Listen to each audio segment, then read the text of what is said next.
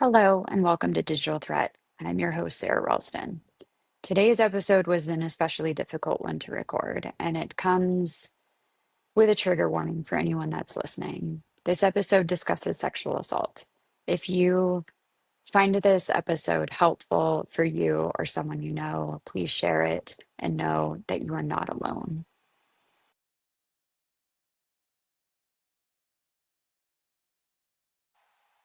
Today's episode is sponsored by the Combat Recovery Foundation.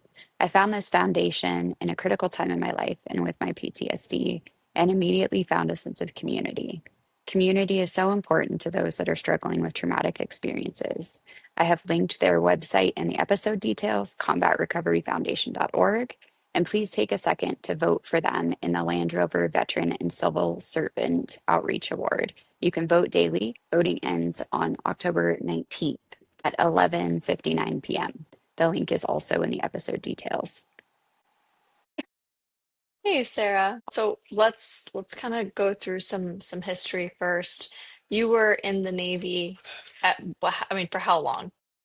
I was in for almost 6 years, from this December of 2005 until June of 2011. I did get out of the military 6 months before my contract ended, but I was in for a total of 5.5 years. During that time, I went to basic training, A school, C school, and then I went on deployment with a FA-18 squadron, where I was in Japan and the Asia region. And then after I got back stateside, I worked at NCIS for the remainder of my military career. How old were you when you joined? 19. Yeah. Okay. And how long was your deployment? It lasted 4 months, or rather, I lasted 4 months out of the 6 month deployment.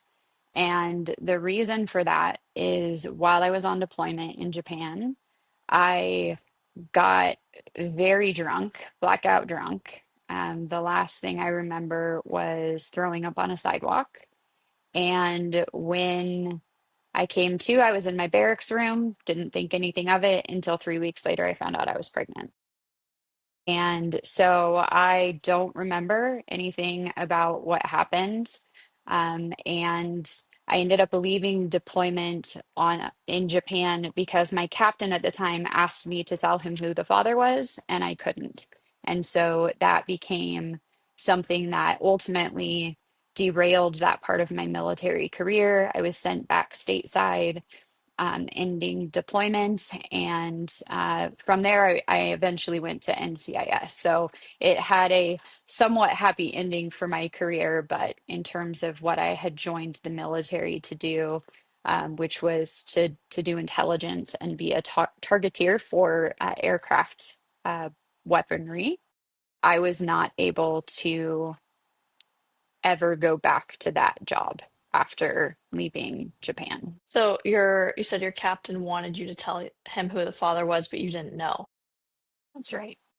Yeah, he was very strict, I guess is the right word. In the military, there's this idea that you can be married on shore, and once you go to sea, everybody's single.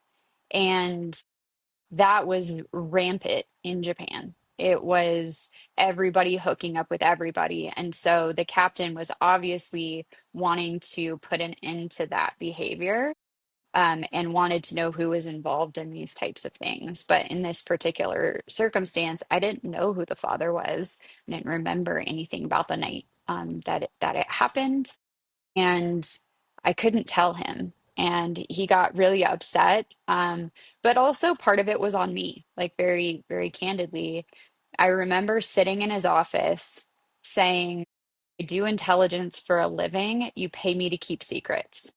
And that was my way of saying, I'm in control of the situation. I may not know what happened, but I'm not going to tell you that, especially being a female in the military at that time. Now the military is much more inclusive, but you have to remember in 2006, it was not. So there weren't there that many women in the military. There definitely weren't that many women associated with the aircraft squadron, and I wanted to maintain some sense of control. So the first thing I did was tell myself that I chose it. And that gave me a sense of control over what happened to me. And so everything I did for the next 3 months was based on this narrative that I chose it, whatever it was, whoever it was with, I must have done that. And if I was so drunk that I couldn't remember what happened, then how would I know or not know whether I had consented? Now, today I think there's a much more aware culture that understands that you cannot consent to anything while you're drunk, especially not that drunk. um, so once you include alcohol in the situation, you remove the ability to consent. And that was not my mentality at the time. So I just thought, well, I must have consented, and if I said yes, how could I blame somebody else for continuing through with what I said was fine? But the reality is, I actually don't know if I consented or didn't, because I still to this day don't remember what happened to me. Yeah, it's interesting that, even at that time he wanted to, I don't know, I mean, your captain wanted to put an end to this and have you talk about it. Whereas I think generally there's more of a no talk policy or don't ask, don't tell, let's let this be, which there's a lot of sexual assault. I mean, there's two things, right? There's consensual sex and sexual assault, but there's a lot of both in the Navy. There is, yeah. And the captain at the time was brand new. So he actually took over as the CO during deployment.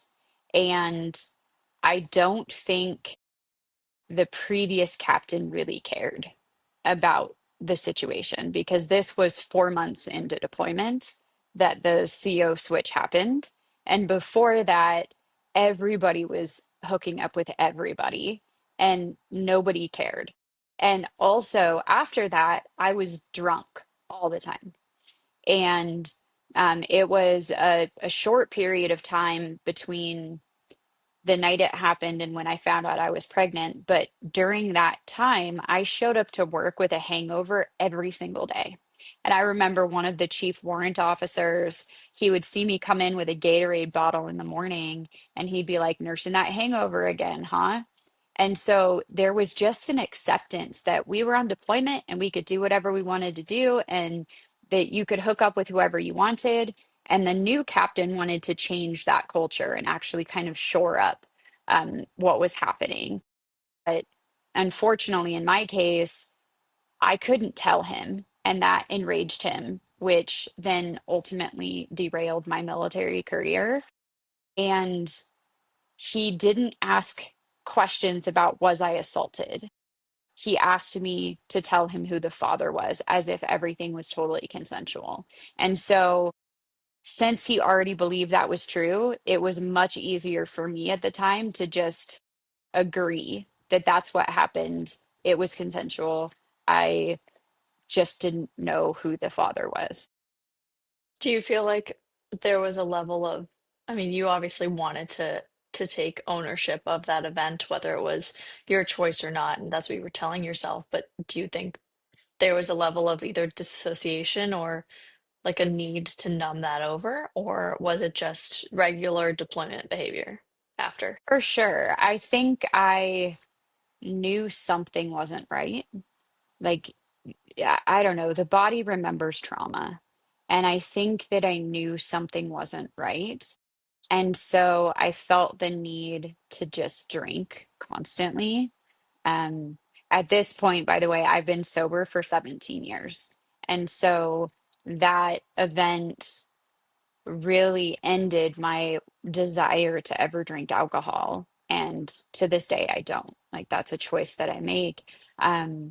Because I don't ever want to be put in that position again of being so incapacitated that I don't know what happened to me. But at the time, telling the command about what happened, even my ex-husband, who was my fiance at the time, I initially told him that it was my choice and that I didn't know the guy. I didn't know his name, but I didn't want to tell him that I was a victim, because I felt like it would be better to have control over what happened than to admit how weak I had been or how I put myself in a terrible situation. And all of these are still excuses to say, like, it's my fault. But that's part of the culture that exists in being a victim of something as horrific as sexual assault. You try to make it better for yourself by taking some of the onus and blame because you have no control over what actually happened. Yeah. Wow, that's a really, really good point is that, you know, it's almost more uncomfortable for people to think that you were assaulted. And there's this awkward conversation where it's like they suddenly feel like they let you down when you have your own pain about it and you don't need their pain on top of yours. So it's almost easier for you to take their anger by saying, yes, it was my choice. I'll deal with the consequences versus shattering what they assume is the dynamic or who they think they are to you. Yeah, it is a really tough problem. You know, we as a culture have become more sexually aware over the last 2 decades than we have been before. But even with that, I feel like there's still this stigma that exists that women should like sex when initiated and not like it if not. We shouldn't talk about it. And especially when you're talking about something traumatic that has happened, people don't know what to say to you. It's very uncomfortable for them. And so rather than sit in the discomfort, they leave you alone in your grief and your anxiety and your depression, which then isolates you even further from the people that you love who you need right now during this time. And so instead of tell somebody the things that have happened to you, you take that ownership, you take their anger for putting yourself in stupid situations or whatever, and you continue that relationship and have a sense of community. But without it, you lose the sense of community. And without your sense of community, there's just hopelessness and anxiety and PTSD. And so I do think we all have to be better at sitting in uncomfortable situations where you don't know what to say, knowing you can't make it better. No matter how hard you try, you can't take the pain away. And so you can't fix it. And be comfortable to just listen or sit there or let someone cry on your shoulder even if they have no words. That's uncomfortable for us as people. But if you look at the statistics, I think it's 1 in 5 people have been sexually assaulted, and that's reported. When you look at unreported statistics, and by the way, men are much less likely to report sexual assault than women are. So if you look at the unreported statistics, it's probably more like 1 in 2 or 1 in 3. And then you think about your social network and how many of them do you know have this kind of trauma or are adjacent to this kind of trauma? And are you being the type of person that someone can come to in the midst of these very traumatic type of struggles?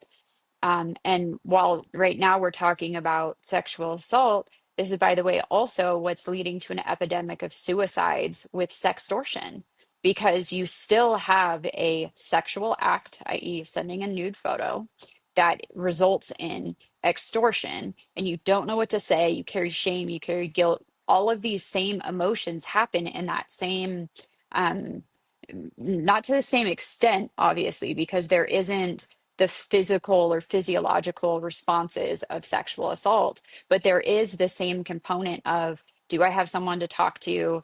It's an uncomfortable topic. It's related to sex. And it's no wonder that as a society, we are the most depressed, the most anxious of any generation in American history. And yet we have more resources, we have more understanding and knowledge and empathy and compassion in this generation than any previous generation. And yet we're still the most anxious and depressed. Yeah, that's a really great point that we are the most aware generation and there's still far more suicide and anxiety and depression rates. Wow. There was something you brought up that I want to touch on and just give me a second to go back to it. I think it was specifically around the shame and guilt and men are far less likely to report any kind of sexual assault. I think the 1 in 5 statistic is, as you said, like that's reported. Men are definitely going to report less than women, and even when women do report it, it's hard for your inner circle to accept it. So you do isolate. And I would say that's Yeah, probably true of any really traumatic event. You don't know where to turn because there's so much stigma around it, and you don't want to now be labeled as whatever traumatic event happened. right, right. And I think, again, people don't know how to react to that. So I can think about many of my own relationships where I disclosed my trauma. And although the men I dated were trying to be conscious and aware and forward thinking about my feelings, there were certain things that they didn't want to do or didn't want to say because they didn't want to traumatize me. And so that becomes uncomfortable as a person going through it. It's like I don't want to be less than to this relationship. I don't want to be viewed as this porcelain fragile doll that you have to handle with care. And so, is it easier to tell someone about what you've been through or carry that inside? And again, when it comes to men, men are less likely to report for a myriad of reasons, but one of them is what we view as masculinity in our culture. And so, as a man, you should not be put in situations, or you should not let yourself be put in situations where this happens. And that is a very victim blaming, victim shaming mentality that comes from cultural norms around what is a man. Yeah.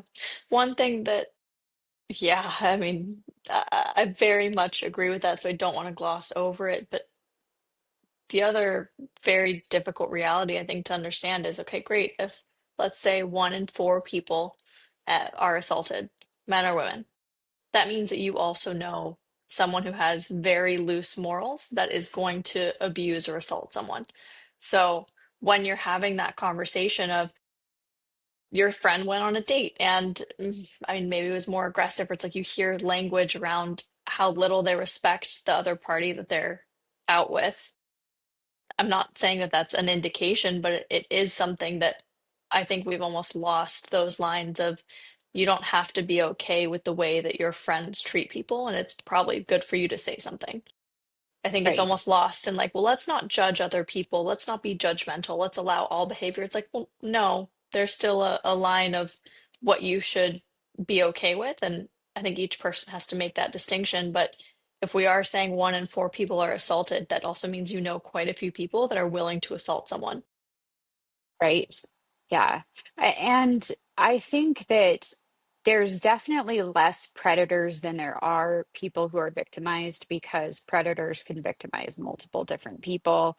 But I think it's a really good point that you have to know when to speak up when something is happening in your friend group that makes you uncomfortable. Because if you're not going to advocate for the man or the woman that is potentially in harm's way for any number of reasons, who is? And so I think that really knowing who your friends are, what they do. Do your guy friends joke about certain situations that can be construed as assault or are assault? Speak up. You have to speak up. And then for going out, if you're going to a club, you're going partying, whatever, how are you making sure that everyone is coming home safe?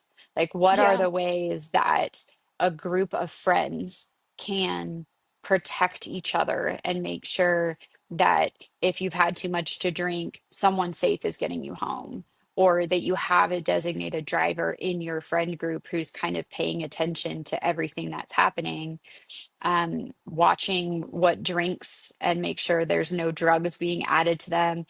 The world is a pretty dark, scary place. And I think about the number of friends or people who meet um, on Tinder or Grinder or like just dating apps in general.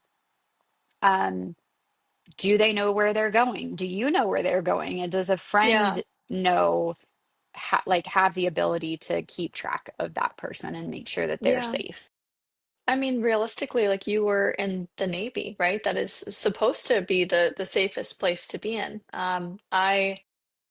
I was on a uh, beach retreat with my church group, and it was broad daylight, and there were multiple other people there that I remember there were probably four other women in the Airbnb that we were all staying in, and I was screaming their names, and no one did anything. And then to make it worse, after the fact, I no longer had friends because it was more uncomfortable for them to realize what had just happened, and they didn't want to sit with it either. And they felt worse about the fact that they didn't do anything, which just isolated me. But I mean, I think the moral of that story is it is harder for people to get over their own discomfort to accept like what a situation what has actually transpired versus just sitting in it. And just because you did the wrong thing doesn't mean you're a bad person. So like let's take those other women. It's like just because they were paralyzed doesn't now make them bad people. And I think that's like what they took to their core. And it's like if I see them now, it's like I don't have anger or blame towards them whatsoever. It's like no one knows what to do. And it's like, yes, I wish, it had gone a different way, but it would have been a lot better if we could have continued to have a community after that and almost heal together versus now pretending like nothing happened and all moving on. And now having Right. this very sensitive topic for all of us, except we're all now fragmented away from each other. Yeah, it's one of the things that I don't think a lot of people talk about is in the midst of trauma, it's not just fight or flight. It's fight, flight, freeze, and fawn. So all of those are traumatic responses that people can go through in the midst of something traumatic happening. Fight and flight, right? You either fight someone or you run away. But a lot of trauma happens in situations where someone freezes and can't move, can't talk, can't physically go help someone, or in cases, especially with childhood sexual abuse or with knowing your abuser or repeated abuse scenarios, fawn becomes the very central mechanism of trauma prevention, which is how do I do what you asked me to do to make this go away? And that is also a trauma response. And so, even if you've been in a situation where you didn't say no throughout the whole time, or you first started saying no and then eventually complied, that is a traumatic response. And so, in the case of your friends, the freeze aspect, the fawn aspect, you Yeah, don't know how someone is going to process trauma. But in the aftermath of that, leaving you alone in isolation to deal with something yourself. And each of you was dealing with trauma in your own way. definitely. That doesn't help anybody because what you had was a shared traumatic event that you could all talk about and come together and not have to tell a stranger what happened. And you needed a friend group, you needed community to tell you that you were going to be okay and like pick you up and give you hope. Yeah. And Yeah, I think the craziest part for me and kind of how I justified it in my own head was after my first response was like, okay, great. I've never had a gun before. Surprise. Now I'm gonna go get a gun. And as I was at the gun range, it's like every time I would see another woman, we would somehow end up getting close, like just physically moving towards each other, and then somehow or another sharing what happened. And it's like you don't realize the amount of people that it has happened to. And I think for me, it almost like opened up my own like empathy shell of understanding the other pain that potentially other people have been through, and being able to sit in the in that discomfort that I don't think I would have been able to before.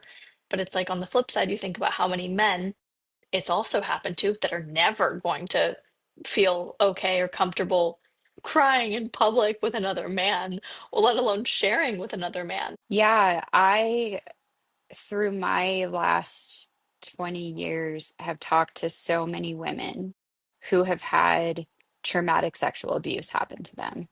And one thing that I've realized is vulnerability is what takes the most courage. And vulnerability is what is very hard for a lot of men, but it's also hard for a lot of women. It takes a lot to say, I was the victim of a very traumatic thing. And it also doesn't have to define me. In fact, I have avoided speaking publicly about this my whole life because I didn't want it to define me. I wanted to be successful in spite of what happened, but that's still making it a central point of my life. And so now I'm at a point I want to be successful, period. I was the victim of a traumatic thing, period. They're not intertwined, they're not connected, they don't have to be. Um, but it takes courage to say, this bad thing happened to me. And it also takes courage to be open to hearing that. And when you have that vulnerability to be able to speak to another person, you make this space where it's okay for them to be vulnerable in return. And by doing so, even this week, I think I've talked to four different women who have had some sort of traumatic sexual assault happen. And just through random conversations about what I do for work, this topic has come up. And since that's what I Yeah. spend the vast majority of my time talking about, anyways, it's a very natural, comfortable thing for me to talk about. But talking about sexual exploitation and online safety has been this inroad to, I have trauma, I use that trauma to help other people. That's why I'm so Yeah. drawn to the online safety space. And then, oh, I actually have this thing that's happened to me. And so it creates space to say, I'm a trusted person that you can talk to about this particular thing. And it's a weight lifted to have someone to talk to about it. And so I think after the fourth one, I was like, maybe I can help more people if I just get this topic out there in a broader sense to say all of us need to do better about being a group of people that you can come to in an emergency or when something has gone wrong in your life. We need to be comfortable with sitting in silence and not judging and not victim shaming or blaming and just listening to what someone has to say or being a shoulder to cry on or whatever the case may be. And if you have gone through something traumatic, there are people to talk to. Like you're not alone, which is the biggest message for me in all of this is there are tons of resources that are there to help in every possible scenario that people have been through. There's advocacy groups for children of sexual assault or adults of child sexual assault. There's advocacy groups for rape or survivors of sexual extortion or human trafficking. So many groups of people that inherently you can find a sense of community and belonging with a like-minded group of people. And for me, from the military side, like that is what has helped me the most is having a community because I know that when I go talk to vets who have PTSD, and I have a 70% rating for PTSD and 100% total disability. So when I go talk to other vets with PTSD, I don't have to tell them I'm messed up. they already know that, right? Like we've already started on this playing field of gotcha, you have PTSD, I Yeah. have PTSD. So then it becomes a let's talk about our trauma. Like let's talk about the darkest parts that make us have PTSD.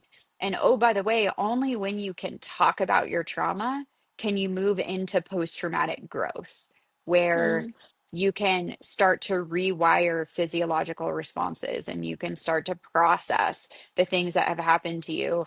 And instead of telling your story and dissociating from it, how do you tell your story and actually look at moving forward in life? And so for me, my community is a group of people with PTSD. But for other people, their community can be very different. It can look very different. The point is that there is a community for everyone, and feeling accepted for exactly who you are and everything that you've been through is so important in the growth process. Yeah, and Sarah, you're a really, really great example of this. And I think that's why it's, for some reason or another, this work finds you. You're obviously also extremely passionate about it. But I think at one point, something you said that I really want to highlight is just, two things can be true at once without being interlaced, right? So it's like Right. you can be successful and you can have had something happen to you. It's like you can be a victim, you can be successful, and they don't necessarily touch each other. They are part of life. And unfortunately, in one way or another, everyone has some kind of deep trauma that is part of being an adult. So you're right, there are communities. I think that as someone who I don't think I've been plugged into any community, it's like I don't talk about this. I think that through you and Maya from the founder of Peak, the two of you are really good examples of, it is this and like the previous part that has made you passionate about child protection and general, victim protection. I think of the people on the outer edges of society that are either children or the elderly or veterans. Those three groups are the most victimized. It's like that's why you're so passionate about this. But you do a really good job speaking into it without using, I think, some of our language that's really normalized of just victim shaming and victim Mhm. blaming. Of it's like, oh, well, what did you do to put yourself in that situation? Right. Yeah. How And did you don't you find realize this? exactly, you don't realize how judgmental that sounds to somebody who has trauma. What did you do inherently says that you caused the problem. You put yourself in a situation. And so what happened is a much better statement than what did you do? And sometimes it doesn't even require a question. There's outcry laws for that reason. Sometimes you don't even ask someone, and it's like all of a sudden they're telling you their whole life story. Be the person that is willing to speak up for them if that is the case and that's what happens. We just talked last week to Assistant Attorney General Brody in Texas, who was saying they just recently made some changes to outcry laws. And outcry laws are exactly that. Like you're talking to a random person, and all of a sudden it's like, this happened. And so in the legal world, hearsay is not allowed, where you can't tell someone what someone else told you. But in this space, outcry statements have a different weight to them because people don't always speak up when they're in the midst of these types of traumas. Um, and the other thing I wanted to mention as well is just around empathy. So, there's this idea that pain exists on a scale. Like maybe the lowest thing is you stub your toe, and the highest thing is, the death of a loved one or whatever. And everybody lives on this scale of pain. But the reality is that the scale is different for everyone. So, sometimes I'll hear like, oh, a 16-year-old girl who was given a brand new Porsche for her 16th birthday crashed her car. And to her, like, that is the worst pain she's ever experienced versus someone that's homeless who maybe had sexual assault in their past or whatever the case may be, went into alcohol. Now they're living on the street. That is their worst pain. those two actually can exist and be the worst pain ever to both people because it's based on your lived experience. And I bring up this example because no two sexual assaults are the same. No two people handle them the same way. And the scale of pain for them is vastly different depending on, do they remember it? Did they disassociate from it? Where they are in their healing and trauma? Like there's a whole wide array of what actually happens because your brain is designed to keep you safe and protected. And so when someone talks to you, they don't need to hear about your story. They don't need to hear about your pain or how painful you think it is to them. They just need you to sit there in the discomfort and have empathy that what they're telling you is a very painful and traumatic thing for them. And every person has a choice on how they handle that situation. So I had a very wise therapist once tell me sometimes in life we have terrible choice A and terrible choice B, but you still have a choice. And when you come out of a sexual assault, that's kind of where you're at. You got terrible choice A, tell someone often, terrible choice B, take the blame. They're both terrible choices. They both have their own consequences in someone's life. And so don't judge people for what choice they make at that moment either. Like we're all fallible. We can all make mistakes. We can all gain more trust and comfort with someone over time to feel that sense of vulnerability, to be honest. Um, but have empathy for what they're going through, where life choices had led them, and where they're at right now when they're capable of talking to you. Yeah, I think that's a really great way of leaving off. And I think that's a fantastic point. Everyone has that pain scale. Yeah. Well, Claire, thanks so much for having this conversation with me. I know it was a difficult topic for us both, but my hope is that people take something away from this and at the very least be there for their friends and normalize some of these conversations so that we make it a much more comfortable world for people to speak up about atrocities that have happened to them. Thanks so much, Sarah. Appreciate you.